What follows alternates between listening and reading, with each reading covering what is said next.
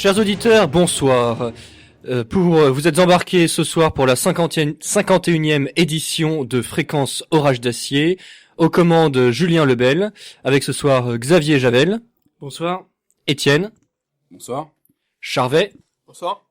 Et Captain d'Anjou. Bonsoir Captain. Bonsoir. Et donc ce soir nous aborderons donc le deuxième volet des films d'éveil politique, parce qu'on a eu un beau premier volet au mois d'octobre, mais on a effectivement oublié pas mal de films avec Monsieur K, même si il y avait beaucoup à dire, donc on peut pas en tenir rigueur à Monsieur K et à ses invités. Alors pour ce deuxième volet, on commencera par des films de gauche, parce que la politique est aussi à gauche, et il y a aussi des choses très intéressantes. Et on commencera par un film historique, un film documentaire, les seules images d'archives de mai 68 vues de la gauche. Charvet, je vous laisse introduire un peu. Oui, donc c'est un film qui s'appelle donc Mourir à 30 ans, donc qui a été tourné par Romain Goupil, qui représente l'histoire des jeunesses communistes révolutionnaires, et donc il parle du militantisme et surtout du découragement lié au militantisme, parce que Mourir à 30 ans parle donc d'un de ses amis qui s'est suicidé à 30 ans, qui avait été largement militant à l'époque de 68, et qui, avec la désillusion du grand soir des années 70, du tournant des années 70, s'est donné la mort. Romain Goupil à l'époque lycéen, parce que ce sont de jeunes militants lycéens. Donc Romain Goupil possédait une caméra, et donc il a filmé et documentarisé un peu toutes ces années de militantisme, avec effectivement son camarade qui a eu cette fin tragique. Est-ce que vous pouvez nous en dire un peu plus sur le contenu de ce film, Charvet ? Bah donc il y a beaucoup d'extraits documentaires, notamment de la vie du militant. Donc pour certains d'entre nous, ça rappelle bien des souvenirs, des tractages, des actions coup de poing, des manifestations, et notamment les images fascinante de cette fameuse grande manifestation contre le fascisme, et contre donc cette fameuse manifestation d'ordre nouveau qui a vu donc la dissolution d'ordre nouveau et des jeunesses communistes révolutionnaires, où on voit ces milliers de militants casque blanc qui forcent les lignes de CRS, qui jettent des cocktails Molotov. Et donc cette voix off de Romain Goupil, donc oui, nous étions armés, oui, nous étions déterminés, et pour la première fois, il y a eu plus de blessés dans les rangs de la police que dans les rangs de nos militants. Enfin, moi, j'avoue, personnellement, c'est quelques images me hérissent toujours le poil, parce que l'excitation des manifestations, c'est toujours assez grisant. Oui, c'est un film qui ne peut que parler aux militants de quelque bord qu'ils soient. Oui, évidemment, puisque même si les combats qui sont présentés ne sont pas les nôtres, évidemment, nous ne sommes pas communistes. Il y a malgré tout une fraternité militante pour qui a été militant, retrouvera toujours cette fraternité d'armes à travers qu'on peut parfois retrouver à travers les barricades, et cette estime qu'on peut avoir pour son adversaire, avec qui, même si on n'est pas d'accord et on se met sur la gueule, reste quand même malgré tout quelqu'un qui sort de la masse et qui veut changer les choses. Donc un beau film sur le militantisme finalement. Est-ce que vous avez quelque chose à dire peut-être sur ce qu'on peut retirer de ce film, Charvet ? Disons que c'est un film qui laisse un sentiment de nostalgie, d'immense gâchis aussi, parce qu'il faut pas oublier que c'est quand même des vies qui ont été brisées, et que même si c'est nos adversaires, c'est toujours de la belle énergie qui s'est perdue en vain. Donc, beaucoup de nostalgie, mais en même temps, comment dirais-je, enfin moi je garde vraiment une certaine tendresse, et pour ces adversaires c'est pas pour autant que je leur cogne moins fort dessus, mais malgré tout, voilà, ça permet de comprendre un petit peu leurs rêves, leurs désillusions. Sans bien sûr tomber dans un certain pacifisme ou un certain humanitarisme en disant que tout le monde se vaut, mais on peut bien sûr avoir une certaine estime, voire une certaine tendresse pour des gens en face qui eux aussi, pour un autre idéal et pour d'autres idées qui ne sont pas les nôtres et que nous combattons à raison parce que nous avons raison, mais voilà, qui eux aussi s'engagent. Après, la dernière chose, c'est que c'est aussi assez amusant de voir leur parcours, c'est-à-dire que la plupart ont quand même plutôt bien fini, pour ceux qui sont pas morts. Ils sont maintenant sur les plateaux de télé, dans les grandes entreprises de presse, ou dans les multinationales de la culture. Donc voilà, ils se sont beaucoup reniés, parce que Mourir à 30 ans, je crois que ça a dû être tourné dans les années 74-75, donc 40 ans d'écart. C'est assez amusant de voir le parcours de ces gens-là. C'est-à-dire qu'à travers le temps, on se rend compte, enfin, on comprend beaucoup mieux le parcours des libéraux libertaires, tout simplement. Si effectivement, pour rebondir sur ce que disait Charvet, si quelque chose montre bien que nous avons raison, c'est sans doute que quand nous disons révolutionnaires, nous savons très bien que nous ne sommes pas révolutionnaires seulement quand on a 20 ans, 25 ans, et qu'après, comme nos ennemis, donc qui à 60 ans, 70 ans maintenant, finissent dans les griffes de ceux qui le combattaient, nous sommes vraiment révolutionnaires parce que quand nous serons âgés, nous aurons toujours cet idéal révolutionnaire. Celui qui est révolutionnaire à 20 ans seulement n'est pas vraiment révolutionnaire. Il faut pas insulter l'avenir, donc j'aurais pas la prétention de dire là où je serai quand j'aurai 60 ou 70 ans. Je me contente de me réveiller chaque matin en voulant continuer de combattre. Il faut garder un peu d'humilité sur notre avenir, mais en tout cas, une chose est sûre, c'est que si nous n'avons pas raison, en tout cas, eux, ils ont clairement tort. Oui, ce qu'on peut souligner en tout cas, c'est que nous battons à la fois contre le libertarisme que défendait, mais nous nous battons aussi contre le libéralisme économique qui dissout les peuples, les nations et finalement les individus. Et donc nous sommes dans une logique globale de lutte contre le libéralisme, à la fois économique et aussi libéralisme des mœurs. On ne peut pas, c'est une ligne qui n'est pas tenable, de défendre le libéralisme économique et un certain conservatisme en matière de mœurs, ou à contrario de défendre un libéralisme des mœurs et tâcher d'être antilibéral économiquement. Ça finit d'un côté les droitards libéraux conservateurs qui finissent totalement libéraux, ou de l'autre les gauchistes libertariens antilibéraux qui finissent eux aussi libéraux. Alors les droitards sont peut-être moins sur les plateaux télé aujourd'hui, mais on voit bien que la logique est la même. Pour rebondir ce que tu disais, effectivement, le libéralisme est un tout, et Georges Bernanos le rappelait très bien en disant dans La France contre les robots que si notre révolution se fait, elle se fera entièrement. C'est tout ou rien. Bien sûr, et on voit le résultat quand on essaye de partager les choses. On va peut-être passer maintenant à un deuxième film qui est assez cher à Xavier Javel, qui est... alors on va rester dans le gauchisme de ces années-là et dans l'antilibéralisme. Xavier, je vous laisse introduire. Tout à fait. Alors, je voudrais parler de La Chinoise, de Jean-Luc Godard. Donc, c'est un film qui nous plonge au milieu des milieux gauchistes, et pas n'importe lesquels, puisque ça nous plonge au cœur même d'un groupuscule, d'une cellule maoïste parisienne, un télo très bourgeoise. Et donc, justement, on entre dans cette cellule, on se rend compte de la vie intellectuelle, on se rend compte du quotidien de ces jeunes maoïstes qu'on suit pendant une période. Le temps n'est pas très précis puisque c'est un film de Jean-Luc Godard. Il y a toujours ce côté, on ne sait pas trop ce qui se passe en dehors de ce qu'on nous montre. Il y a une vie supposée en dehors de ce qui est filmé. Quelques garçons, quelques jeunes filles, principalement des grands bourgeois parisiens. Il y en a quand même une qui est pauvre et qui du coup se prostitue pour subvenir aux besoins de la cellule, malgré le fait que les bourgeois, eux, ne donnent pas d'argent pour les cellules, ce qui est quand même assez amusant, mais... Oui, alors, contrairement à Mourir à 30 ans, là, on est sur un film, et non pas un documentaire, avec un parti pris, évidemment, c'est Godard, donc très, très esthétique, très artistique, et un parti pris aussi assez critique, même si c'est fait de manière assez subtile. Tout à fait. Donc, justement, ça critique ces groupuscules qui, on peut le dire, en quelque sorte, se masturbent totalement entre eux, puisqu'on le voit, ils sont enfermés dans cet appartement tout le temps. Ils sortent de temps en temps pour aller au Parti communiste, et pour dire, en gros, vous êtes au Parti communiste, vous n'êtes que de sales révisionnistes. D'ailleurs, il y en a un seul qui, à un moment, dans le film, propose une autre idée que, en gros, celle du petit livre rouge qui est tout le temps montré dans le film. Et il est exclu de la cellule, alors qu'ils sont quoi? Ils sont 6 dans la cellule, et ils arrivent à l'exclure. Donc c'est assez amusant. D'ailleurs, il y a une critique, puisque à un moment, il cite Mao en disant que le libéralisme, au sein d'une organisation politique, détruit toute manœuvre politique.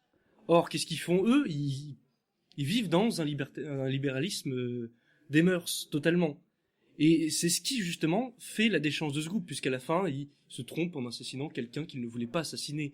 Enfin, une erreur complètement stupide, horrible et ridicule. Qui est peut-être justement la logique de leur groupe que Godard montre, simplement en montrant la manière dont vivent ces gens. Et tout à fait, on nous montre justement des gens qui ont peut-être de beaux idéaux, peut-être qui sont allés chercher quelqu'un. D'ailleurs, ils le disent eux-mêmes, Sartre écrit sur Flaubert maintenant, donc on n'a plus que Mao. Bon, je sais pas s'il y avait plus que Mao, mais bon, imaginons que pour eux, il y avait plus que Mao. Et bah, malgré tout, ça reste des espèces de petits bourgeois très confortables qui vivent dans un très grand appartement parisien très luxueux, qui délirent entre eux. Ils parlent plus, par exemple, de théâtre socialiste que de réelle révolution. À un moment, d'ailleurs, ils discutent avec quelqu'un qui avait fait la guerre d'Algérie, du côté algérien, c'est une scène qui se passe dans un train, qui est d'ailleurs très, très bien filmée, où, justement, le type de l'Algérie leur explique, oui, d'accord, mais qu'est-ce que vous voulez faire? Pourquoi? Ça n'a aucun sens ce que vous faites. Parce que la nana vient le voir pour lui dire, on va poser des bombes à la Sorbonne et au Louvre. Il dit, ok, ça sert à quoi? Tu vas faire quoi? Qui te soutient? T'as quoi? Donc on a justement cette critique, justement, du côté tellement idéaliste, mais jamais rationnel, plutôt jamais pragmatique de leur mouvement. Charvet. Moi qui suis assez amateur d'un certain nombre de documentaires sur cette époque-là, et notamment de ces milieux-là, ça me rappelle beaucoup la logorrhée gauchiste, cette espèce de logorrhée complètement déconnectée de toute réalité, où finalement à la fin c'est vraiment la phraséologie qui triomphe. Je pense que on parlera tout à l'heure d'un film sur la dialectique, peut-être casser les briques, qui justement dénonce assez bien cette espèce d'idéologie langagière où les mots remplacent les réalités et à la fin les gens se noient dans les mots. J'aime beaucoup Godard, je sais que c'est aussi le cas de Xavier, et donc ce film a un côté très esthétisant qui peut être assez agréable à regarder pour certains, peut-être un peu rebutant pour d'autres. On retrouve justement cette place du verbe, de la logorrhée, alors là qui est un peu creux et qui tourne un peu en vide, mais justement avec cet appartement parisien, bourgeois, avec des slogans écrits sur les murs, avec ces choses qui sont reprises, qui tournent un peu à vide, mais en tout cas c'est un film sympathique à voir pour ceux qui aiment le genre. Me vient à l'instant un autre film assez amusant avec les Chinois aussi, Les Chinois à Paris de Jean-Yann. Il a été évoqué très brièvement à la fin de la dernière émission. Ah, bon s'il a déjà été évoqué, alors je le réévoque pas. Mais je pensais avec en effet qui faisait assez bien le pendant avec Jean-Luc Godard. On attend votre point de vue, Charvet. Donc non, Les Chinois à Paris, donc toute l'œuvre de Jean-Yann est de toute façon assez intéressante. Les Chinois envahissent Paris, et en fait c'est un décalque de la Seconde Guerre mondiale et de l'invasion allemande. Et où du coup on a les résistants de la 25e heure, les collabos, ultra collabos qui se font résistants à la fin, les opportunistes, etc. Il y a un personnage que j'aime beaucoup dans ce film-là. C'est l'ancien curé, défroqué évidemment parce que les Chinois sont arrivés, et qui devient commissaire politique. Et donc il est là derrière son petit bureau et qui enregistre les déclarations des gens. Qui en effet mêle dénonciation et confession. C'est très drôle, il est très drôle cet acteur. Encore une fois, Jean-Yann est un très bon, arrive très bien à transmettre l'absurdité de certains comportements, justement en les poussant à la caricature extrême. Et c'est vrai que ce prêtre est très drôle. Dans un autre genre de film de Jean-Yann, il y a aussi Moyen à vouloir des sous, où pareil, il y a aussi cette place centrale du prêtre, avec cette scène complètement ubuesque, dans cette nouvelle cathédrale de béton qui ressemble à un gymnase, où des échanges entre les Gloria et l'International sur fond d'orgue, c'est très drôle. J'invite tous nos auditeurs à regarder l'ensemble de l'œuvre de Jean-Yann, qui, au-delà du fait qu'elle soit très divertissante, renvoie beaucoup de messages, pour certains encore très actuels, pour d'autres un peu passés, on va dire des débats historiques qui ont eu dans les années 70-80, qui nous font un petit peu comprendre qu'a été ce monde à l'époque. Merci Charvet pour ce petit aperçu du cinéma de Jean-Yann. On va maintenant passer à un film majeur, et je pense qui a marqué tous ceux qui sont autour de ce plateau ce soir, à savoir Fight Club. Donc qui est tiré de l'œuvre de Chuck Palahniuk, qui est un romancier américain qui a commis plusieurs romans assez marquants et assez frappants, mais Fight Club est peut-être le plus chargé en symbolique politique. Alors qui veut ouvrir le feu le premier? Captain peut-être? Charvet? Je vais commencer très rapidement parce que je suis vraiment pas du tout le plus grand spécialiste de Fight Club, mais c'est vrai que c'est un film qui a beaucoup marqué nos imaginaires militants au tournant des années 2000. Je sais qu'on avait fait quelques tracts à l'époque sur... Tu n'es pas ce que tu possèdes. Absolument, voilà. C'est vrai que c'était un des grands slogans à l'époque, sur la prise de conscience, en fait, du fait que petit à petit, le capitalisme nous transforme en objet, en machine, et en fait, on devient partie intégrante, notre téléphone devient une greffe de notre main, et qu'en fait, tous les outils modernes nous transforment petit à petit en machine et en robot. C'est vrai que ce film est très intéressant à plus d'un titre. Bon, évidemment, l'aspect de la communauté, l'aspect de la révolte contre le monde moderne. Alors on va peut-être rentrer tranquillement dans le détail de ce film en essayant de ne pas le gâcher pour les auditeurs qui ne l'auraient pas vu, les pauvres, et qui voudraient le voir. Je les encourage qu'à ça. Le personnage principal est tiré de la classe moyenne américaine. C'est une sorte de victime de la société de consommation qui finit par partir en dépression, en rejet total de ce mode de vie, mais qui est dans un premier temps un rejet pur et simple, sans projet derrière, et finit par rencontrer quelqu'un, et finalement une communauté petit à petit se crée autour justement de ces fight clubs, donc ces clubs de combat, des combats amicaux et clandestins qui se font dans la cave d'un bar, amicaux et néanmoins sanglants. Oui, Étienne. En fait, ce qui est intéressant, c'est justement la personne qui est rencontrée, justement par le personnage principal, et en fait, son idéal de vie, qui est totalement caché et qui ressort dans le film. Ce qui est intéressant, c'est justement de voir le rapport entre ces deux personnages, et cette distinction entre la première personne qui subit le libéralisme, la société dans laquelle nous vivons, et l'autre personnage justement qui est totalement antinomique à cette société, et qui au final ne fait que dénoncer en fait la bien-pensance globalisée. Alors moi je l'ai vu il y a quelques années, hein. Ce sont malheureusement que de vieux souvenirs. Tout le monde le connaît par cœur ici, Étienne. Ouais, bah, malheureusement pas moi. Mais ce que j'en avais retenu, c'était justement cette bipolarité sur la vision de la société. Pour prendre un terme psychanalytique, c'est un peu le moi et le surmoi, c'est-à-dire que le personnage principal fonctionne en binôme avec quelqu'un qui est complètement désinhibé sur le monde moderne, donc sur la violence, sur la pudeur, sur l'hygiène, sur tout. Chaque minute de ce film est un morceau d'anthologie, et chaque tirade de ce film pourrait être un mot d'ordre à lui tout seul. Il y a aussi quelque chose. Alors moi, je vais parler de ce film. C'est vraiment un film que j'ai vu quand je devais avoir 17 ou 18 ans et qui m'a fait prendre conscience, sincèrement, de notre monde. C'est que on voit donc ce personnage principal qui, donc, comme vous l'avez dit, est un employé de bureau assez médiocre et qui donc, par la violence, découvre et réalise que le monde qui l'entoure est un monde totalement aseptisé, totalement inintéressant. Un monde où les hommes ne sont plus des hommes, un monde d'esclaves zombies-nounours, comme je les appelle. Et c'est par la violence, en fait, qu'il redécouvre ce qui fait une partie de la beauté de la vie, c'est-à-dire le fait de ne pas savoir de quoi sera fait le lendemain, le fait de vivre, parce que la vie c'est l'esprit, mais c'est aussi le corps. Et il essaye de s'échapper de sa prison bureautique avec son ordinateur. Le personnage, se rend compte que l'homme n'a pas été fait pour passer 8 heures par jour derrière un écran avec Excel. Et donc, c'est intéressant à ce titre-là. Je sais pas si vous ne me contredirez peut-être pas, mais c'est une part de violence moyenâgeuse dans le monde moderne. J'aurais du mal à qualifier cette violence de médiévale ou moyenâgeuse, mais néanmoins, je pense que vous soulignez un point important qui est la question du corps. Je pense qu'il est assez essentiel aujourd'hui, parce qu'il y a à la fois un oubli du corps ou une volonté en tout cas de le cacher, de le lisser, et en même temps une exaltation d'une certaine sexualité débridée.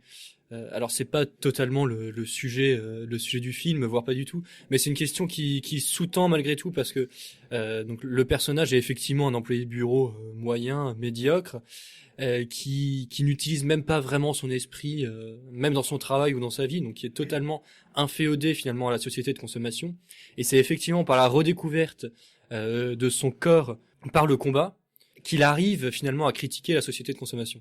Étienne. Oui, c'est un peu une réaction du réel vis-à-vis du virtuel dans ce personnage principal qui justement se révolte. Oui, en fait tout le film est justement sur la dépression il y a une tirade magistrale, notre grande dépression, c'est nos vies, sur justement la dichotomie entre la grande dépression du libéralisme et de la société de consommation face à une vie réelle qui finalement arrive petit à petit à s'imposer.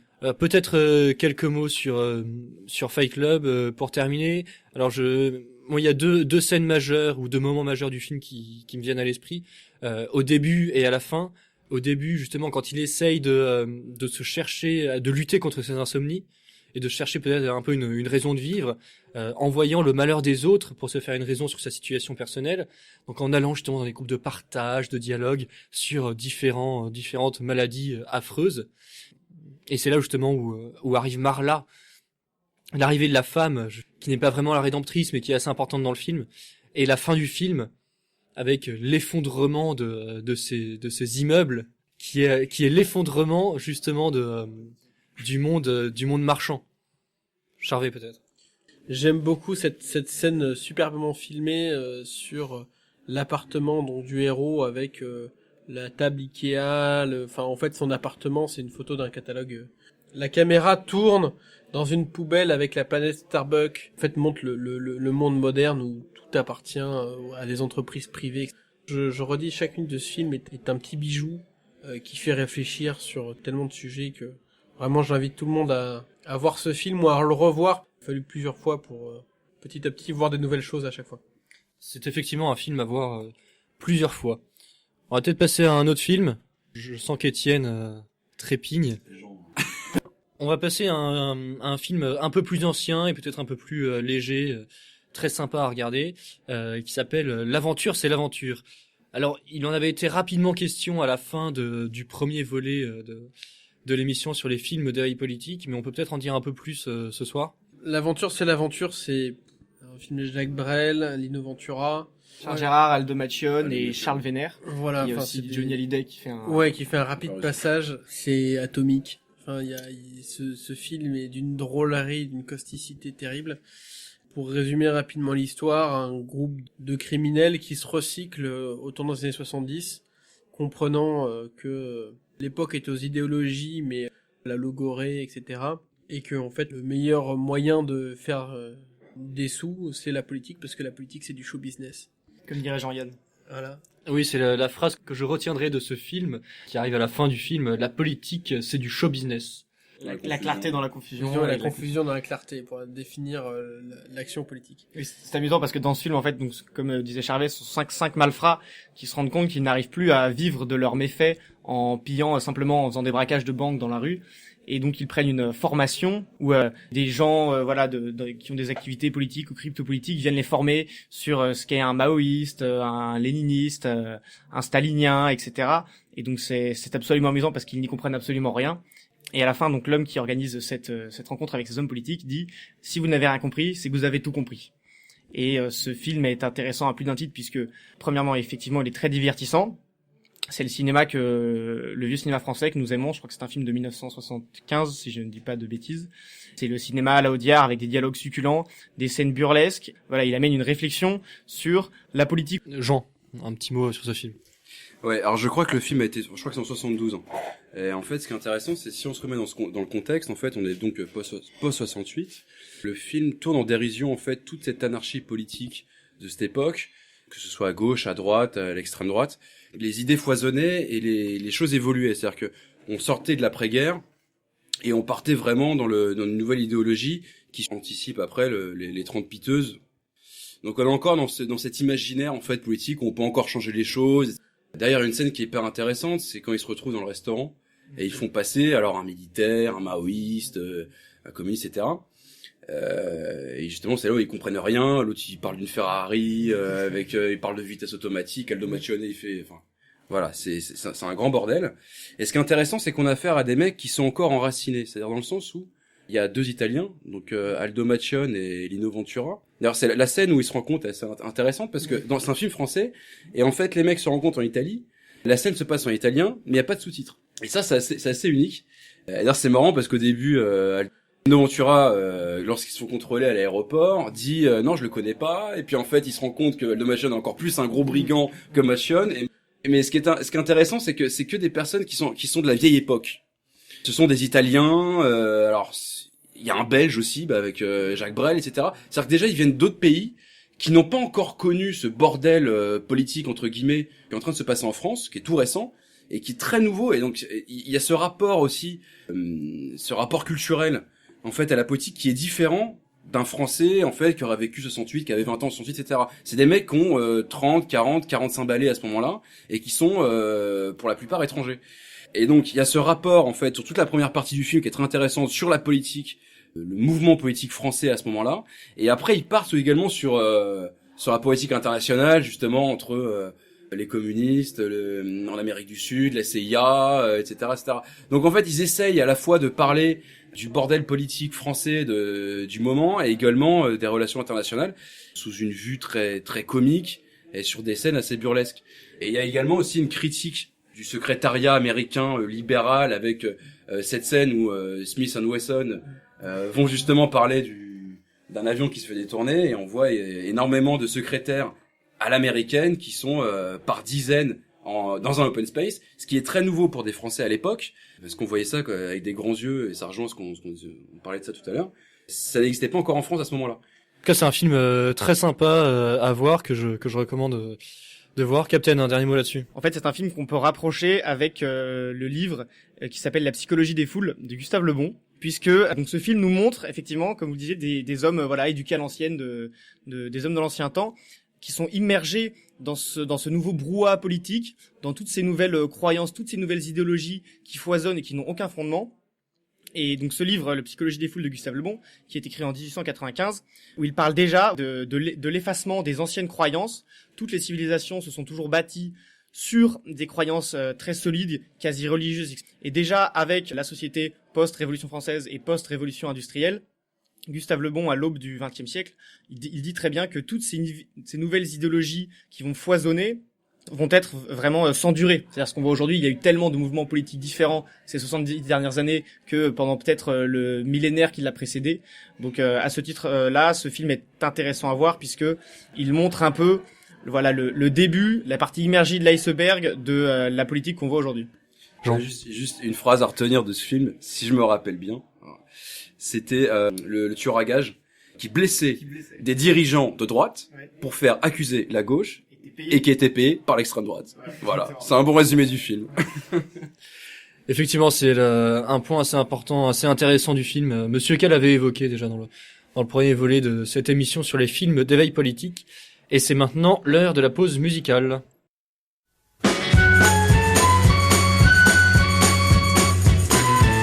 Le Vietnam brûlait, moi je hurle Mao Mao. Johnson rigole et moi je vole Mao Mao. Le napalm coule et moi je roule Mao Mao. Les villes crèvent et moi je rêve Mao Mao. Les putains crient et moi je ris Mao Mao. Le riz est fou et moi je joue Mao Mao.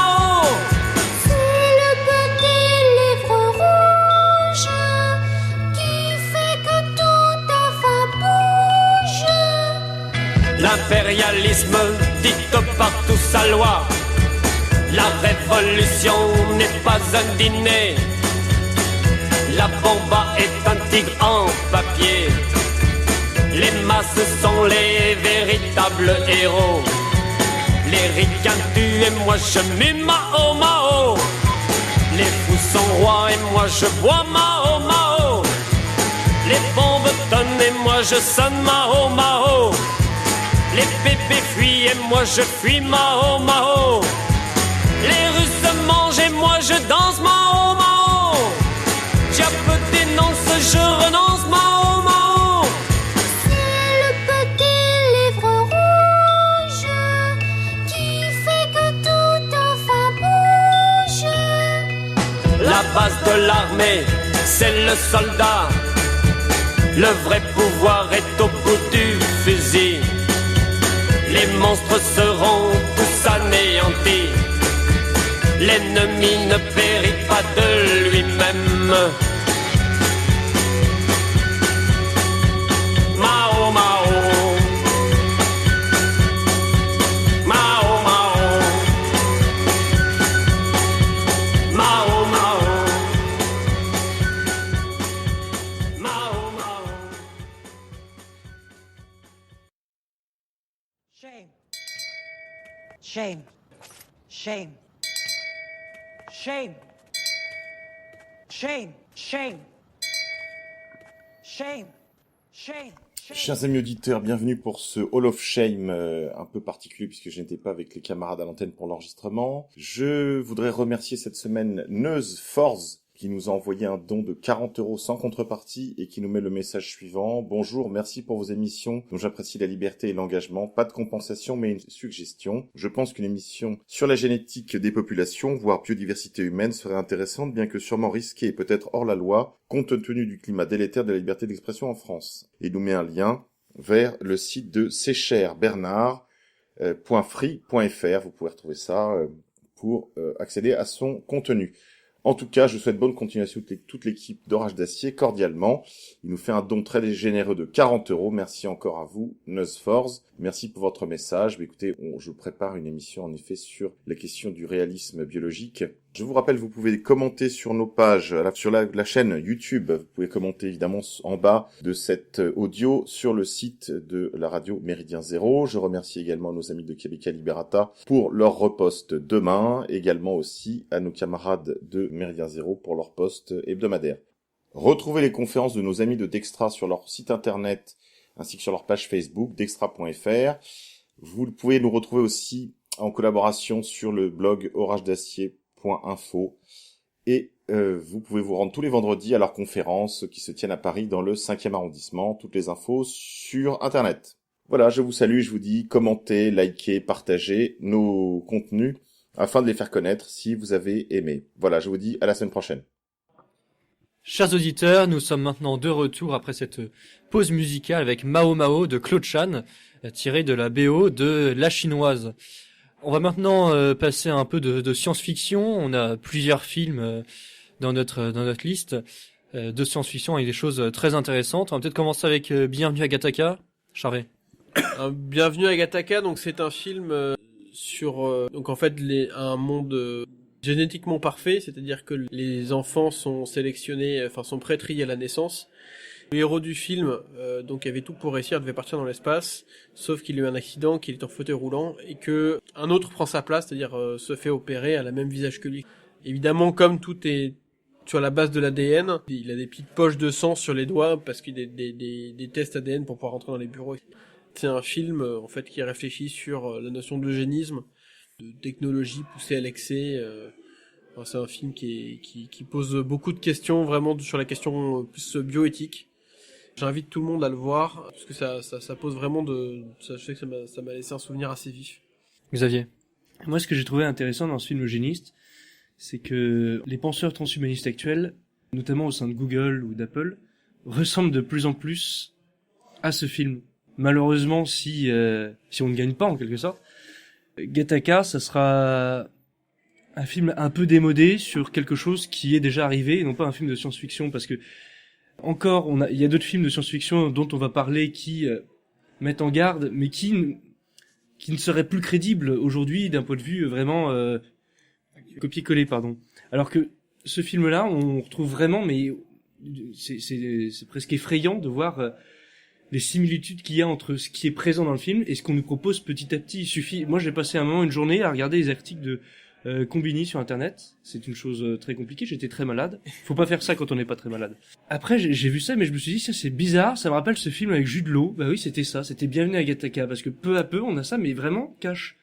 Est-ce que vous auriez quelques éléments concrets à nous donner justement sur le fait que Bienvenue à Gattaca est très réel?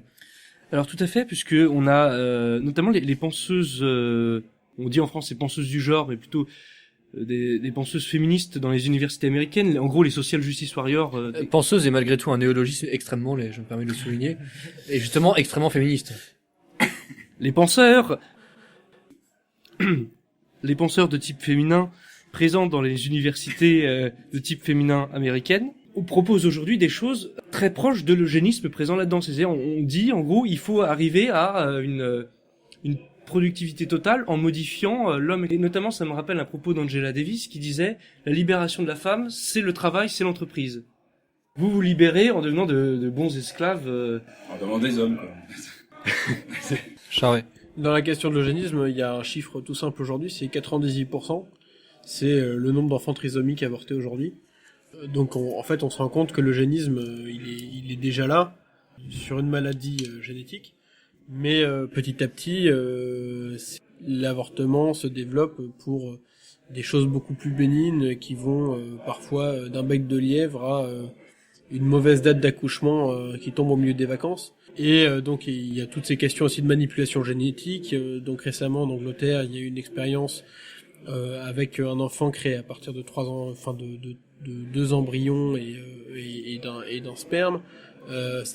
Et donc petit à petit, on évoque déjà ce fantasme depuis des années sur la couleur des yeux, la couleur des cheveux, etc. Donc la question du perfectionnement de l'humanité par le tri génétique, en fait, est malheureusement déjà là. La question du clone revient assez régulièrement, alors souvent sous forme d'escroquerie. Je crois qu'il y a quelques années, un scientifique chinois qui avait prétendu avoir cloné des gens, visiblement c'était un canular. Enfin, le clonage animal a déjà cours depuis très longtemps. On se souvient de la brebis Dolly en 94. Il y a un certain nombre de cheptels aujourd'hui qui sont simplement clonés, d'ailleurs au niveau des plantes, puisqu'il y a un certain nombre de graines qui ne sont plus que des clones. On a sélectionné la meilleure pousse pour la cloner, la répéter des dizaines de milliers de fois pour en faire des champs qui sont uniquement avec la même base génétique. Donc Monsieur Javel avait tout à fait raison de dire que en fait Gattaca, on y est déjà de manière un petit peu moins spectaculaire que dans le film, mais l'eugénisme, on est déjà en plein dedans. Oui, sur les questions d'agriculture, on voit très bien aujourd'hui que tous les épis de blé dans un champ ont exactement la même tête. Et d'ailleurs, ce serait à l'origine des allergies, de l'épidémie d'allergie au gluten qu'on observe aujourd'hui, parce que le gluten est quelque chose assez complexe. Et en fait, dans les champs traditionnels, vous avez un tas de gluten différents qui fait que ça pose pas de problème. Et en fait, ça commence à poser des problèmes quand vous avez un seul gluten qui est en permanence ingéré. Et effectivement, c'est une molécule qui est assez compliquée à digérer. Donc, si vous avez toujours la même, ça pose des difficultés. Et ce que vous me dites sur Bienvenue à Gattaca me fait aussi penser au roman Le meilleur des mondes, avec justement ce contrôle. Parce que ce qui est intéressant à voir, c'est que l'eugénisme génétique, alors on parle d'OGM sur les humains, chacun veut avoir un beau bébé au beau moment, etc. C'est effectivement dramatique et tout à fait répréhensible, mais ça reste encore gentil, parce que Le meilleur des mondes montre justement un contrôle étatique sur j'allais dire la production humaine, mais c'est un lapsus extrêmement révélateur sur la logique de la chose. C'est-à-dire qu'on produit des êtres humains pour une fonction, pour une utilité sociale, et donc pour cette utilité sociale, il faut qu'ils aient le bon profil génétique. Xavier. Oui, j'ai tout de suite fait le lien entre ce livre et ce film. D'ailleurs, c'est dommage, je crois que Le meilleur des mondes n'a pas eu d'adaptation cinématographique, À ma connaissance, non. Ce qui est très regrettable, mais c'est peut-être voulu d'ailleurs, puisque ce livre est enterré contrairement, disons, à d'autres, malheureusement. Mais oui, le lien entre ce film et ce livre sont totalement faisables là-dessus, mais il y a aussi d'autres points qui sont qu'on peut lier notamment avec d'autres films qu'on verra dans les minutes à venir, tels que 1984. C'est justement non seulement cet eugénisme qui aujourd'hui est plus ou moins privé, plus ou moins, disons que on le voit pas trop, ça passe tranquillement, alors que dans le film c'est totalement affiché et justement il y a cette promotion qui arrive petit à petit. On arrive peu à peu à des gens qui justement disent soyez fiers d'avorter, soyez fiers de vouloir ça. Presque une société justement comme le rêvait un petit Autrichien dans les années 30. C'est la dictature du cool en fait. Cette espèce de combinaison de contrôle étatique, de contrôle scientifique et en même temps d'attitude de revendiquer effectivement et de montrer à quel point c'est cool, c'est fun, à quel point on est libre. Alors c'est effectivement pas la liberté que nous revendiquons des libertés concrètes, enracinées, réelles et qui n'aillent pas contre l'homme parce qu'une liberté ne peut pas aller contre l'homme. La liberté qui va contre l'homme, c'est celle du péché, c'est un asservissement. Ce qu'on observe, c'est la promotion du péché et donc tous les progressismes destructeurs de l'homme sont présentés comme quelque chose de cool et de fun. Enfin, on arrive peu à peu, en effet, vous le rappelez fort justement, dans un monde complètement malthusien où de toute façon le monde ne peut pas supporter toute cette population, donc il faut réduire drastiquement la population et en plus donc évidemment si on le réduit drastiquement, évidemment il faut qu'il en sorte le meilleur. Donc malheureusement les jours les années qui s'annoncent sont assez terrifiantes. Pour revenir rapidement sur l'actualité, la loi qui vient de passer sur l'entrave à l'avortement, etc., ne sont que des réductions petit à petit du champ de liberté et de la liberté d'expression qui vont faire qu'un jour, probablement, la question même de condamner l'eugénisme pourra être pénalement répréhensible. Alors on va rester sur la science-fiction avec peut-être deux films qui me viennent à l'esprit là et qui sont des illustrations de modalités différentes de contrôle social. Alors d'abord Fahrenheit 451, qui est le contrôle social par l'abêtissement et par la suppression de la lecture, et ensuite Equilibrium, qui est l'asservissement par la suppression des sentiments et donc de l'individualité. On peut peut-être dire quelques mots sur Fahrenheit 451, où ce film justement où les pompiers ne sont pas là pour éteindre les feux, mais pour allumer les incendies, les incendies des livres.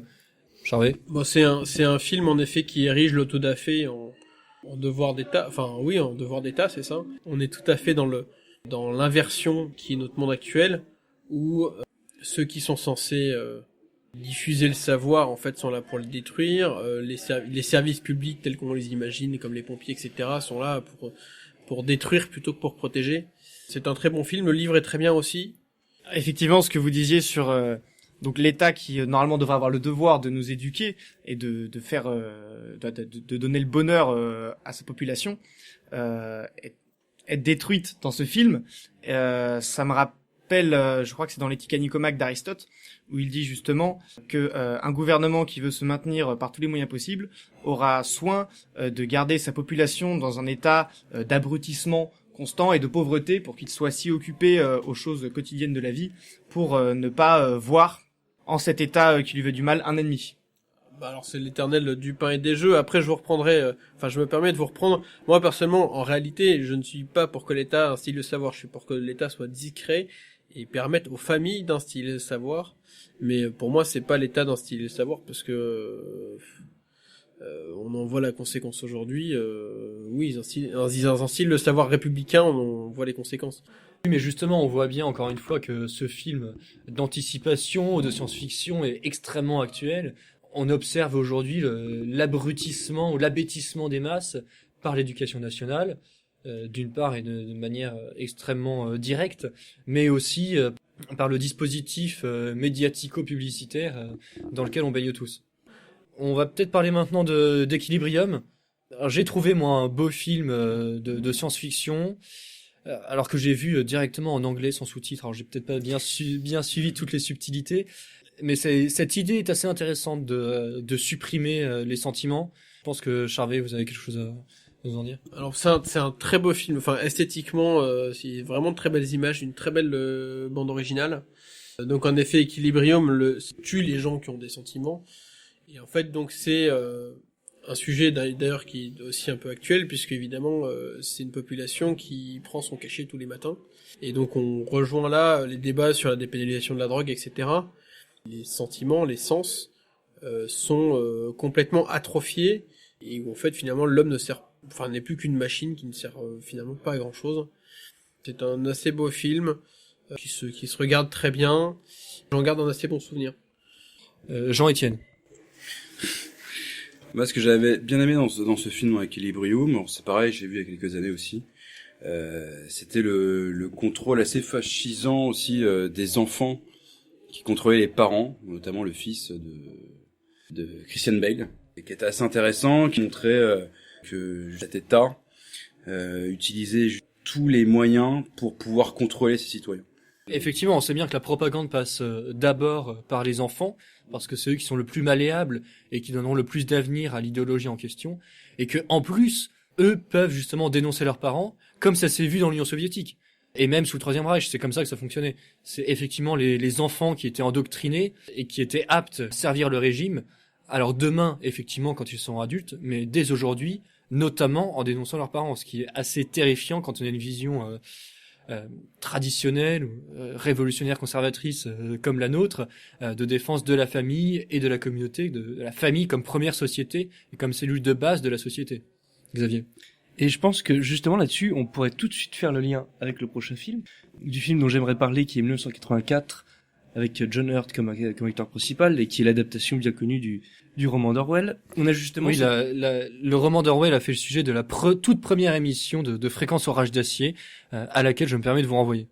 On a justement cette scène au début où on voit des enfants qui balancent leurs parents. Ils sont en gros dans les jeunesses du parti et ils balancent leurs parents. Et on voit John Hurt, donc l'acteur principal, le héros du film, qui voit ça assez estomaqué de voir des enfants qui d'ailleurs ont un uniforme presque mi-soviétique, mi-nazi, enfin assez totalitaire, qui font partie des jeunesses du parti. Où, en plus, on sait pas très bien ce que les parents ont fait de mal.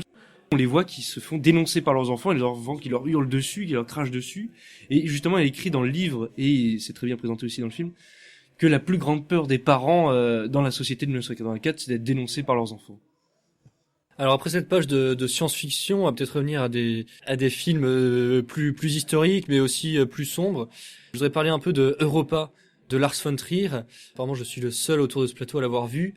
Donc c'est en fait ce film qui a donné en tout cas le nom de Zentropa au blog bien connu et aux camarades qui l'animent que je salue à cette antenne. En fait, c'est le destin d'un Américain qui a de la famille allemande et juste après la guerre, il va en Allemagne pour y travailler dans la compagnie de train qui s'appelle dans le film Zentropa.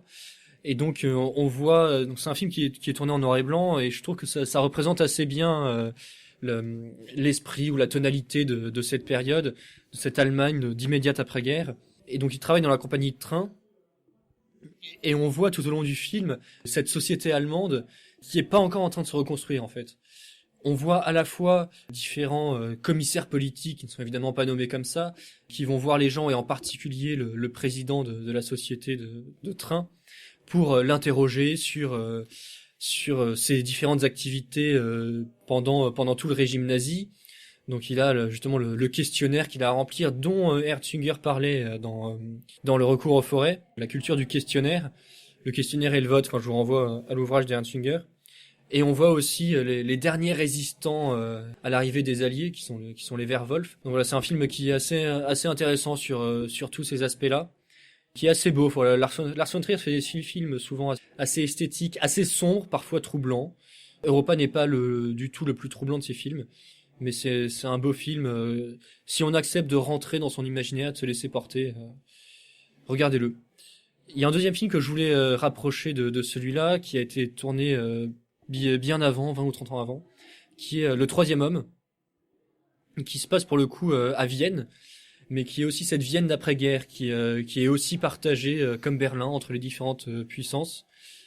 Donc c'est un film qui est un peu dans la même tonalité, en tout cas dans le même esprit qu'Europa, avec cette Europe qui sort de la guerre. Donc dans Le Troisième Homme, c'est encore un Américain qui est un romancier et qui vient à Vienne pour chercher un ami, enfin sur l'invitation d'un ami en fait. Et donc il arrive à Vienne et là il plonge au fur et à mesure de son enquête pour retrouver son ami disparu dans le marché noir. Donc ça peut évoquer aussi des choses si on est un peu imprégné de l'histoire de France récente sur le marché noir pendant l'occupation allemande. C'est aussi un film assez beau qui montre une certaine Europe, une certaine période de l'Europe en tout cas. On arrive presque à la fin de cette émission. Je vais faire un rapide tour de table parce que on ne peut évidemment pas évoquer tous les films qui nous ont marqués ou même tous les films qu'on aimerait conseiller à tout militant ou à tout jeune militant qui pourrait lui apporter quelques repères ou quelques belles images. Alors je vais commencer à côté de moi, Capitaine d'Anjou, je vous écoute. Alors je voudrais faire un duo de films sur un sujet qui est à peu près le même. Ce sont des films d'éveil politique au sens où on parle beaucoup en ce moment de corruption des élus, de nos élus républicains. Un duo de films donc de Jean-Paul Belmondo, qui est un acteur que j'apprécie énormément. Et donc il s'agit de Borsalino et de Stavisky.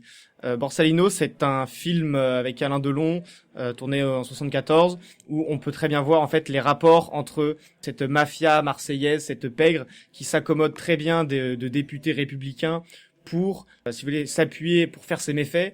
Donc c'est un film qui peut vous montrer comment la matrice républicaine corrompt les hommes, et de même avec l'affaire Stavisky, puisque ce film qui est un peu trompeur, puisque Stavisky Et donc joué par Jean-Paul Belmondo avec, vous savez, avec son habituel gouaille, en fait un personnage un peu sympathique, alors qu'il en restait un escroc.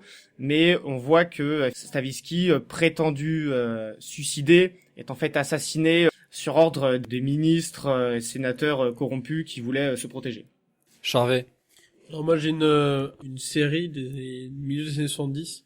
Faut avoir un petit peu de temps parce que c'est un peu long, mais moi j'ai beaucoup de tendresse pour cette série qui s'appelle Au plaisir de Dieu, qui est une mini-série de, je crois qu'il y a 6 épisodes, qui retrace l'histoire d'une vieille famille aristocratique française entre le début du siècle, donc c'est la séparation de l'Église et de l'État, le premier épisode, jusqu'au milieu des années 70, avec toute cette déchéance petit à petit, avec en personnage tutélaire, donc le vieux duc qui règne sur sa famille, et petit à petit, donc, on voit tous les méfaits de la modernité qui emportent un à un. Donc il y en a un qui part dans la finance avec sa belle famille, un autre qui devient prêtre, puis prêtre défroqué qui devient militant communiste, un troisième qui milite à l'Action française, qui va combattre à la guerre d'Espagne et qui se retrouve pas sur le même front mais avec son cousin donc communiste qui combat en face. C'est un film qui présente une France qui n'existe plus. Avec beaucoup de tendresse. Le livre est directement tiré du livre de Jean d'Ormesson, donc Au plaisir de Dieu, mais il est bien meilleur que le livre. Pour avoir fortement incité notre vieux maître Philippe Champion à regarder le film, il s'y attaquait avec un peu de réticence parce qu'il avait pas du tout aimé le livre. Il a beaucoup apprécié le film. Ça prend un petit peu de temps, je crois qu'il y a à peu près une quinzaine d'heures. Voilà, les personnages je trouve sont assez attachants. Le château de Saint-Fargeau est superbe. Voilà, c'est une campagne française qui n'existe plus et pour bon, c'est un peu nostalgique, donc c'est pas directement politique, mais c'est un bon film. Jean-Étienne. Alors moi, c'est un film un film d'Audiard, qui s'appelle Le Président avec Jean Gabin, que j'ai vraiment trouvé génial. Alors c'est à la fois bien écrit, très bien joué, forcément par Jean Gabin, et c'est en fait ça reprend un petit peu la Troisième République. C'est un peu le président du Conseil, en fait. Jean Gabin est le président du Conseil. Et en fait, dénonce toute la plutocratie, la pourritocratie, comme on pourrait l'appeler, de cette époque. Alors, c'est pas trop classé, en fait, au niveau historique. On pourrait le mettre dans les années 30, comme dans les années après-guerre. Ça pourrait être aussi la Quatrième République. Mais en fait, il dénonce en fait tous les groupements d'intérêt en fait qui ont réussi à investir déjà à l'époque. Il y a un film qui a été fait en 1960, mais déjà à l'époque, qui avait investi justement l'Assemblée. Il y a d'ailleurs une scène qui dure à peu près 10-12 minutes peut-être, où en fait Jean Gabin, donc qui est président du Conseil, on a plus rien à foutre quoi, clairement. Et envie de et en partant, donc en démissionnant, refait le CV en fait de toute l'Assemblée. Alors c'est une scène qui est vraiment mythique parce que voilà, il les prend un par un et bon, il lâche tout et puis faut voir la scène parce que c'est voilà, on voit tous les groupes d'intérêt à la fois coloniaux, économiques, industriels. En fait, ça dénonce réellement le pouvoir politique républicain, notamment de la Troisième République. Voilà. Si je peux me permettre une petite citation effectivement de cette diatribe du président du Conseil Jean Gabin, où il se fait interpeller par un sénateur qui lui dit mais vous savez il y a aussi des patrons de gauche. Et Jean Gabin lui répond, il y a aussi des poissons volants mais ils ne constituent pas la majorité du genre. Ouais. Merci pour l'aperçu de ce film. Xavier. Alors moi je vous conseillerais un film que j'ai découvert récemment, qui est de Jim Jarmusch avec Johnny Depp en acteur principal dans ses jeunes années. Travel with a Dead Man, voyager avec un homme mort. Donc c'est un film un petit peu fantastique. En fait c'est pendant la ruée vers l'ouest aux États-Unis, on suit le parcours au départ d'un jeune homme qui veut en gros avoir un métier de comptable à peu près, quelque chose d'assez simple, et finalement se retrouve mêlé à la vie du grand Far West américain. Ce jeune homme qui venait pas forcément de New York, qui était très habitué justement au monde moderne, découvre justement une réalité plus sauvage avec les Indiens, les cow-boys. Aussi redécouvre une certaine forme de spiritualité et en même temps découvre aussi la dégueulasserie humaine des deux côtés. C'est-à-dire les Indiens qui le laissent crever après finalement lui avoir dit on te soignera parce que t'es peut-être la réincarnation des types importants. En fait, il pense qu'il est la réincarnation du poète William Blake, mais en fait pas du tout. Donc finalement il le laisse crever. Donc c'est assez amusant. De l'autre côté, il y a son ancien patron qui le fait rechercher parce qu'il a buté son fils sans faire exprès. Enfin, c'est une histoire assez rocambolesque. Je vous laisserai découvrir. Il y a un côté un peu découverte de soi-même et en même temps lâcher ce côté comptable de l'américain moyen pour partir un peu à l'aventure. Du coup, je terminerai ce rapide tour de table sur les films qui nous ont marqués ou en tout cas qu'on vous recommande. Et je laisserai parler l'homme des bois en moi pour vous dire 2 mots de Into the Wild, qui m'a assez plu sur l'aspect de recours aux forêts, de fuite de la modernité, de la ville et de partir à l'aventure dans la nature. Alors effectivement, dans le film, c'est fait d'une manière extrême. C'est pas nécessairement ça qui me dérange, mais en tout cas d'une manière un peu irraisonnée. Voilà, quand on connaît la fin du film et le destin malheureux du type à qui c'est réellement arrivé, parce que c'est un film qui est tiré d'une histoire vraie. Enfin voilà, si vous voulez de beaux paysages et fuir la ville, regardez Into the Wild. Chers auditeurs, merci de nous avoir écoutés. C'était Fréquence Orage d'Acier et je vous donne rendez-vous pour une prochaine émission. Et n'oubliez pas, si c'est ton premier soir, Tu dois combattre.